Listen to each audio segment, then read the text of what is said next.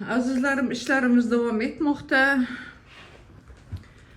Bu qizim spravkaga kelgan, davolanib ketuvdi. Yaxshi bo'lib ketding, ha? Ha, yaxshi. Ensidi bilanadi.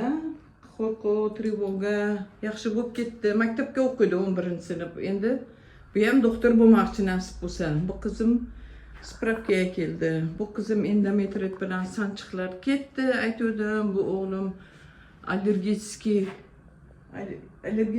saniki pielonefritida aytganday.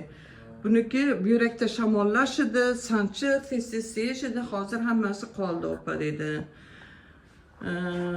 Bu o'g'limiz ORV bilan edi.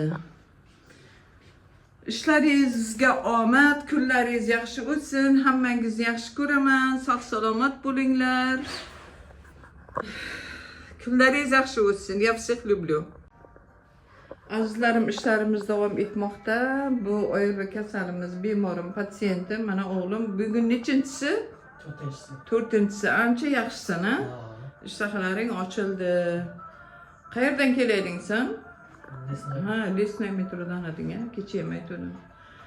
Ishlaringiz, kunlaringiz yaxshi o'tsin. Azizlarim, bu patsiyentlarimiz olib bo'ldi. Sog'lik, salomatlikda ko'rishguncha azizlarim. Я вас люблю. Kechki salom azizlarim. Mana ishimiz davom etmoqda. Klientlarimiz, patsientlarimiz lecheniyalarni olmoqda. Mana bu Shohruh ulim, yurak lipomasi bor ulim olib bo'ldi hozir. Oyoq bel og'riqlaring qoldi, ha?